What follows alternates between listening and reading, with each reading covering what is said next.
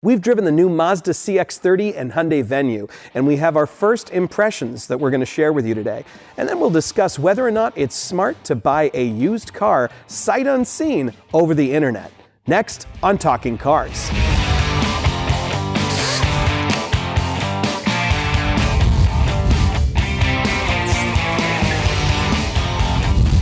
Hey, we're back. I'm Keith Barry. I'm Mike Quincy. I'm Gabe Shanhauer. And we're going to do something remarkable today. We're just going to get right into talking cars. Imagine that. Yeah, we're going to talk about two cars that kind of fit in the same category, this new category, subcompact SUVs. They're small, they're popular, they're not always all-wheel drive. And we got two of them in that are two brand new, one from Mazda, the CX-30. The other from Hyundai, the Venue, and we're renting these from manufacturers ahead of... The Venue we bought. We rented one and we bought one. We have experience with both. We've experienced them. We're experiencing them. So what? Let's talk about the CX-30 first. Mike, can you talk a little about the category and how this particular vehicle fits into it? Well, like you said, a lot of these vehicles are smallish. They don't have a lot of cargo space. They're generally pretty good visibility, generally good fuel economy. Some are a little bit noisy. The models that we have that we're going to be talking about today both have standard forward collision warning and automatic emergency braking. So that's, kudos to those guys. Gabe, what is this car based on in the Mazda lineup? Because it sounds like they're just kind of slicing and dicing something into smaller and smaller and smaller parts here. All right, so let's unpack that and clear the confusion. Please. The CX-30 splits the difference between the CX-3, which is really a tiny little SUV, and the CX-5, which is a regular small SUV. And they don't call it the CX-4 because... Exactly, because you'd think that they should call it the CX-4. That would be completely appropriate. But there is already a CX-4 different model in China, so they can't call it CX-4, so they called it the CX-30. Okay.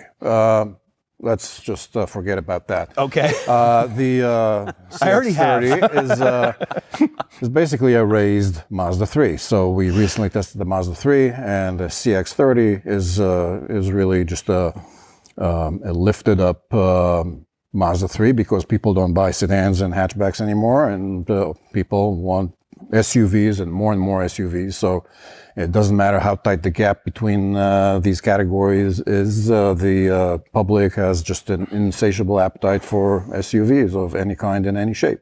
So I noticed when I got in it, because I actually went straight from driving our Mazda 3 to this, that there actually was a little more headroom, and I'm a sedan fan, and I like cars that are lower to the ground, and I like cars that are for various reasons, for aerodynamics, fuel economy, pedestrian safety. And we're also getting so sick of driving SUVs. Yeah, at least I am. But honestly, I got in it and the driving position was really nice. I had a little more headroom. It just felt a little, I could see some of the appeal. Do you lose anything from, I felt it wasn't necessarily any less sporty or less engaging than the Mazda 3. What do you think? I think the driving characteristics are very similar. And I did like you, I like the driving position. For me, the seat in this rented CX-30 was a little short on thigh support, and that kind of put me off a little bit. And Gabe, I think we've mentioned we're not really fond of a lot of these Mazda seats. The Mazda 3, you and I also didn't care for the seat that much, and the model that we rented from Mazda is a top of the line model, and so I thought, well, the seat doesn't get any better than the one we've got here. So that's kind of, I'm not saying it's a deal breaker for me, but it isn't. It was power, kind of it's leather, and it's still... But the support was kind of a drawback. There are 4 trim lines, and you have to go to the preferred, which is the third rung in the lineup, to get the power seat with power lumbar support. Otherwise, you'd get a less comfortable seat, just like the one we had in the Mazda 3. But is this all-wheel drive? It is all-wheel drive. Okay. This one you can get it as front-wheel drive or all-wheel drive, and I felt that it was very much like a Mazda 3 in terms of the driving dynamics. And as you know, the Mazda dialed down a bit on handling agility with the Mazda 3, and that carries over to the CX-30. the infotainment system, they made it more complicated, less user-friendly, and that some would say that's the same in the CX-30. I don't mind it that much. I find it's a little harder to use with CarPlay. So what they've done is they've basically taken the infotainment system. There's no touch screen. It's all controlled by a rotary knob. And it's supposed to keep your eyes on the road more. But when you have something like CarPlay or you have a bunch of icons set up in a row, in order to get one icon above, you have to scroll through all of them. Remember like T9 Word on an old, it's like using a non-smartphone. It's like browsing the internet without a smartphone is kind of what it feels like. Yeah, there are sometimes. a lot of simple tasks that take you 3 steps, and it annoys the heck out of me that every time you scroll through the list of radio stations, it always comes back to the beginning of the scale. And then you have to like twirl the whole scale to down where you are. Let's say you're on satellite radio in like 26, 27, and every time you want to bump one up or one down, you have to go to the beginning of the scale. How much does this car sell for? So it ranges from 22,000 to about 30,000. So more than the Mazda 3. It's more than the Mazda 3, and it's more than actually some of the competitors. I mean, there are some competitors that are much more affordable. For instance, the Honda HR-V is on there. Gives you a lot more room than the CX-30, and it's less expensive. It's not as nice of a car to drive. Definitely. It's a lot noisier and stiffer. But yeah, that's a bit of a... And Mazda has been... that's been a trend with Mazda, pricing their cars a little higher than the competition, wanting to convey a sense of, hey, we're a little better. Slightly premium. We're slightly premium, but not exactly. And and some of it is justified because the interior is nicer than other cars. But I'm not totally sold on the success of this strategy. And also, according to our latest reliability survey, Mazda is doing really, really well in reliability. So kind of like Toyota, like they're saying, you want really good reliability, maybe you got to pay a little bit more for it. I'm not saying that was good, that went into Mazda's pricing strategy. Yeah. But we often say you often get what you pay for. So the interesting thing, speaking of getting what you pay for, when we pay for our own one of these things, when we buy our own CX-30, which we're going to do soon, and test it, we are probably not going to buy the same extremely high-end trim level as the one that we have. So I think our full, and I've found in a lot of cars, foreshadowing that we've borrowed versions of and then driven our own versions of, that it really affects the driving experience, how it's contented. And I think this car, that might be part of it. Definitely. So check out our first drive, consumerreports.org, on the Mazda CX-30. And as soon as we buy our own and start testing it, you'll hear about it and we'll let you know. The next car that we got, well, SUV, hatchback, whatever it is, is the Hyundai Venue. It debuted at one of the auto shows last year, and right afterwards, Hyundai claimed that it was sort of the first car for Gen Z. And this car is aimed at them. But we also got a lot of feedback from older drivers who said, I'm looking for something that's simple, that's a little higher off the ground, that's affordable, and that looks kind of cool. And is this right for me? And the Venue, I loved the look of the one that we got. What is it? What is this car? Well, it's kind of like an accent hatchback. No all-wheel drive. It's small, it's stylish, it's affordable. It starts around $17,000. But like starts with a stick shift. But that's unusual all in and of itself. But no like one will buy. That no one will buy, exactly. Yeah. But like you said before, when we talk about the Mazda, the manufacturers keep slicing and dicing these SUV segments into finer and finer parts, and it on the surface it kind of makes sense. I mean, you talk about an older driver wanting a car that's easier to get in and out of. I mean, the Venue definitely fits that. It's small. Yeah. It's really small. Not only is it smaller than the Kona, it's smaller than the EcoSport. It's around the same size as like a Mazda MX-5 Miata. It's a little bigger than like a Fiat 500. I mean, this is a small car. Right. This is very short, and it doesn't look like that. And inside the car, it doesn't feel like that. I think Hyundai did a really good job with the design. There's sort of a deep luggage well. The back seat, there's actually a decent amount of room. Up front, it has this really... lot of glass area, easy to see out of. Yeah, great visibility, and the design-wise too. So here's where things get a little interesting. So there are 3 versions of this car. The top level trim is something called the denim. That only 3% of people will probably buy that. Yeah, it's the one that's in all the commercials. It's the one that was at the auto show. It was the one that we rented from them. On the upholstery, it has these interesting accents. It has this blue sort of plastic interior. It looks really cool. They put a lot of effort into a car that cost around $21,000. Yeah, they really managed to mask the fact that this is a really basic budget car. Oh, Right. yeah. And then we went out and bought our own. Right. And we bought our own SEL, which is not that less expensive than this. It has smaller wheels. They look kind of goofy in the wheel wells. Don't you like that lime green? Yeah, it doesn't have the two-tone color on it. It's like a Kermit car. Yeah, it looks cheaper. It doesn't have that cool feeling to it. yeah. So this is one of those cases where sort of buyer beware when it determines by the trim level, because this car that when I first saw it, I said, this looks awesome. Right. And you know, It's almost like you want a Neil Diamond reference because you're better in blue jeans. something forever, like and yeah, something but like driving that. it, I mean, hey, I drove it the other night. 1.6 liter 4-cylinder CVT. Around town, it felt okay, kind of light on his feet. But merging on the highway, man, this powertrain just howled.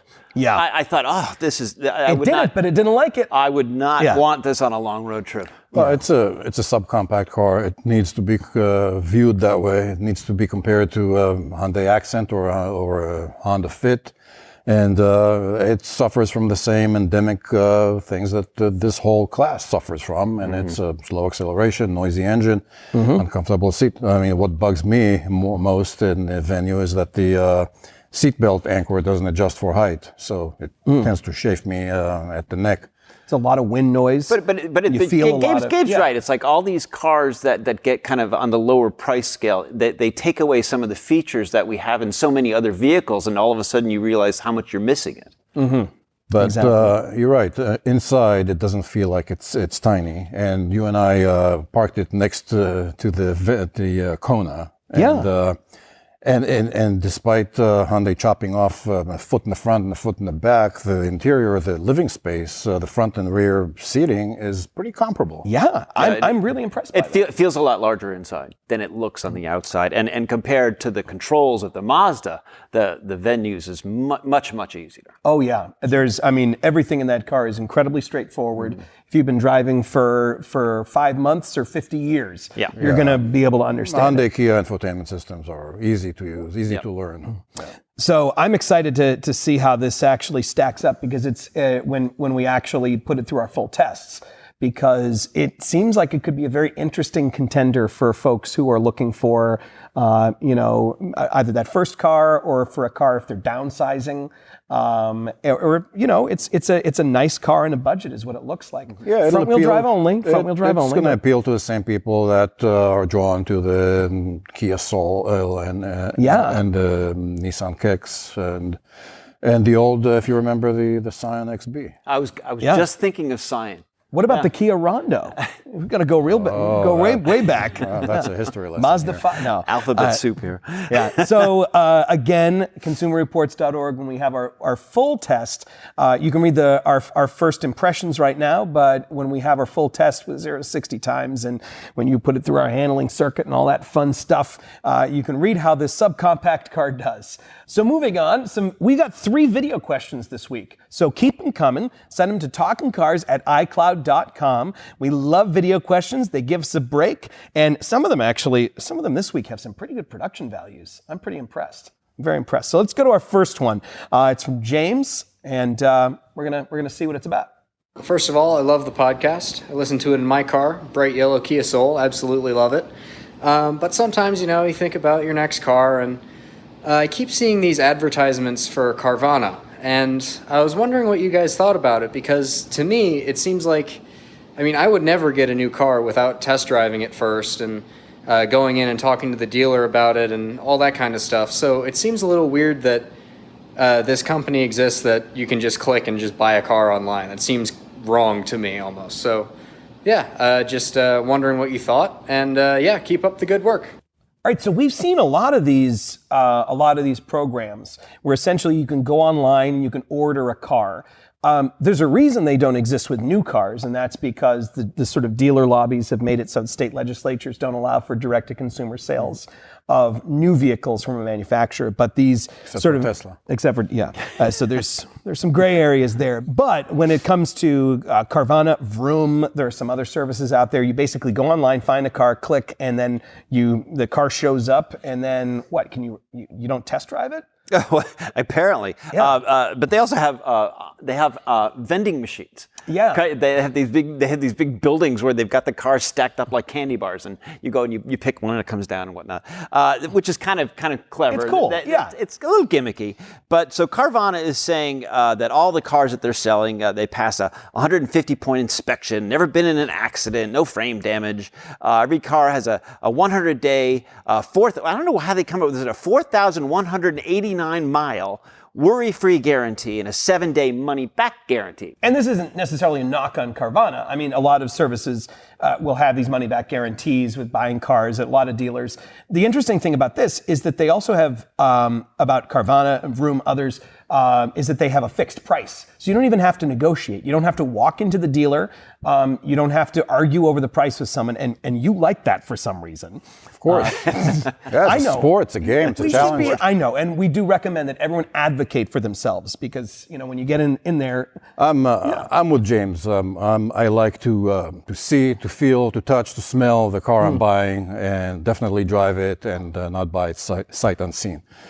The negotiation also, I don't think it's unethical or immoral if you negotiate the price, which, the dealers make a certain amount of profit there. You shouldn't worry about that. And if in 15 minutes of the conversation you knock off the $1,000, $1,500 off the price of the car, it's a pretty good return on your investment. Yeah. I had a friend who used to sell cars, and he told me when he bought cars, he'd say, "I want you to make money, but not a lot, and not off of me." So that's a good line. It's a good, remember that. But you're kind of with the no haggle at all no haggle dealerships. That's because the haggle is sort of built into the price. Right. You're paying for the convenience of not having to go in there and advocate for yourself and wait for the person to go see the manager and drink the bad coffee and make this silly small talk. I find that very tiresome. Usually when I'm buying a car for the Consumer Reports test program, we're not buying used cars, obviously, we're buying new cars.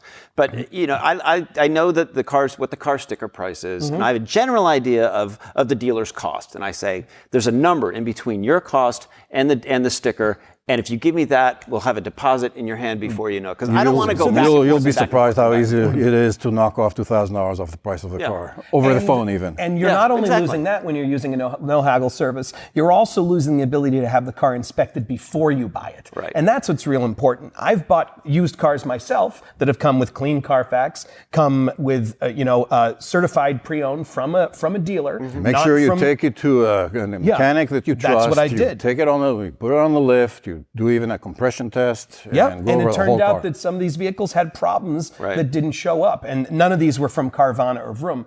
But that's the nice thing about that 7-day return. If I were to use this, if I were to weigh the pros and cons, if I were to use Carvana, within the first 400 miles, I'd bring it, get it inspected, and do all those things that you said. And we have a lot of stuff about buying a used car online. You can follow exactly what you need to ask your mechanic to do, consumerreports.org. So essentially, it's interesting. Advice. It's an interesting way of buying a car. Next question from Chris.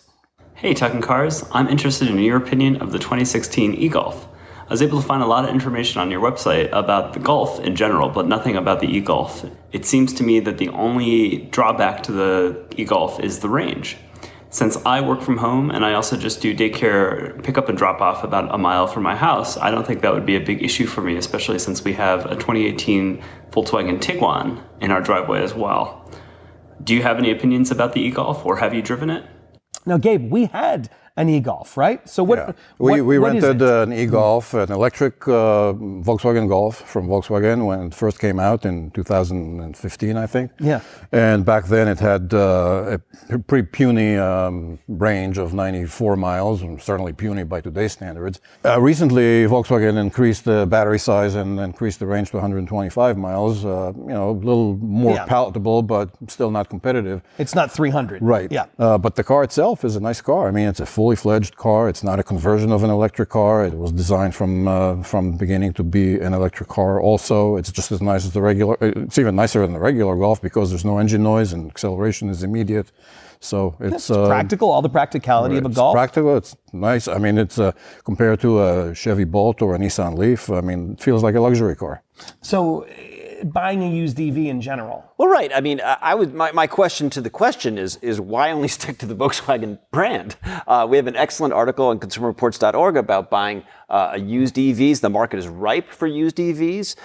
For example, there are 3-year-old Nissan Leafs to be had for about $10,000 compared to the $30,000 to $36,000 sticker price. Huge depreciation. So I would just say if you're looking we learned about that depreciation the hard way because we lost our shirt on all the Leafs we tested. Right. So if you're interested in getting an EV, a used EV, I wouldn't look beyond. I would look beyond the Volkswagen brand because you're saying, these are really hard to find. Well, they didn't sell very many of them. So it sounds kind of like he's a VW guy. Right. I get like that. Maybe there's sort of an affinity here. But people that are just so brand loyal to me, it's kind of they seem people out there, to limit their choices. So yeah, if you're just looking for a runabout and a bicycle isn't going to do it for your 1 mile commute. If you're just looking for something small like that, I mean, there are a lot of inexpensive used EVs out there. It's an interesting thing. One of the reasons why there is a scarcity of these, he asked about why there are so many older ones versus newer ones.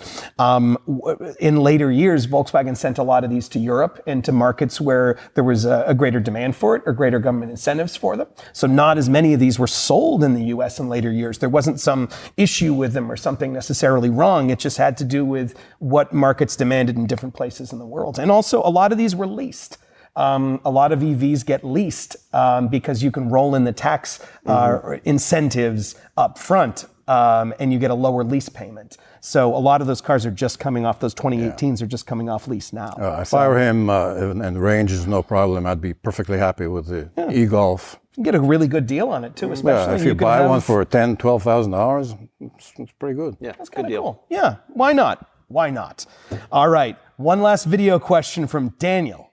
Hey Talking Cars, my name's Daniel, big fan of the show. I have a 2016 Mazda 6, which I absolutely love, and we got it used, and it came with Kinda Vedsta UHP tires on the front and the stock Dunlop Sport 5000 tires on the rear.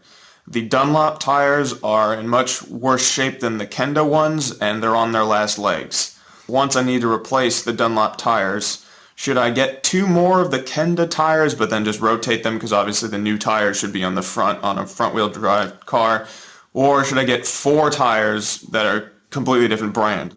So we checked in with Gene Peterson, Ryan Pizlikowski, our tire experts on this one, and we came back.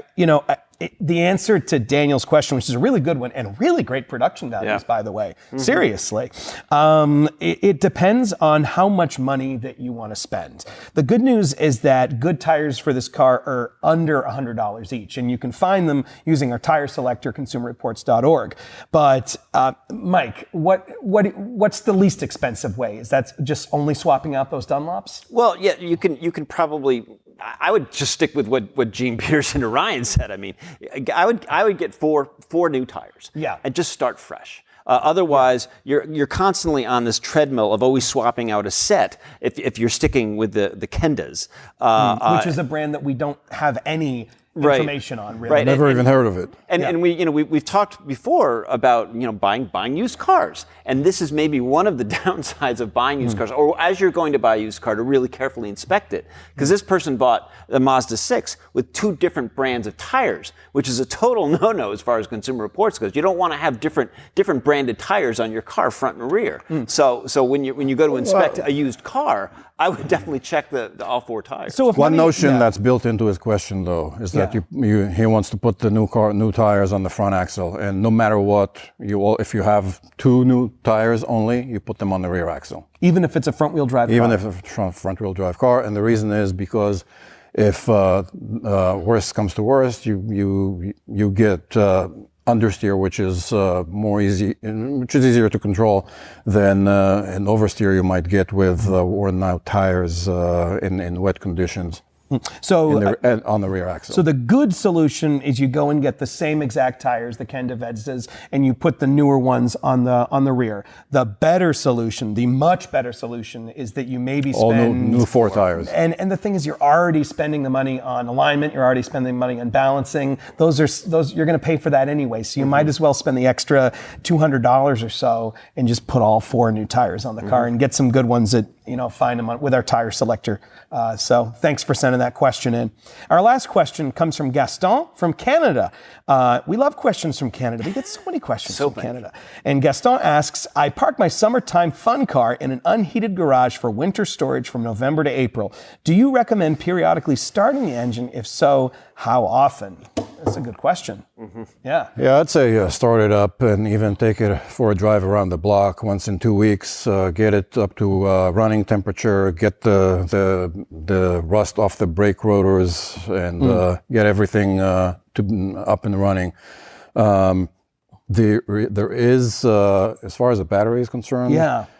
I would attach the car to a battery maintainer, which otherwise known as a battery charger. tender, trickle charger. Yeah, it's not trickle charging. It's it monitors the battery level, and when it drops below a certain level, it only then charges it. And that, if he can, I know it's in the unheated garage, it might also not have power. Well, right, and you also said it's from possible. Canada. If it's a rear-wheel drive car with high-performance summer tires, you might not be able to take it around the block for a spin, but at least start it up, back it out of the garage, and just at least let it sit and get it up to There's another good reason to do that, and that's especially if it's an unheated garage and the car's there. It might be a nice place for wildlife to make a home and a nest in the winter. And I've seen that actually happen where I've gone to go look at a car. It was a beautiful W110 Benz, and the guy started it up, hadn't been started all winter, and all of a sudden a little trickle of smoke comes out from under the engine, and there was a little nest in there, the remains of a nest that caught fire. So you don't want that to happen. Things can chew on belts and chew through wires. Well, rodents can be in the garage as well. Exactly. And I think our recommendation is if you're going to store a car in the garage for a long time, keep the hood open because light will discourage rodents from coming in. Interesting. So there's some news for you if you're gonna keep that summertime fun car parked away. If you have questions for us, talkingcars@icloud.com to see the show notes. They're right there. Check them out, and head to consumerreports.org and you'll learn everything you need to know about what we know so far about the Venue, the CX-30 tires, and everything else we talked about. So thanks for talking about cars with us today.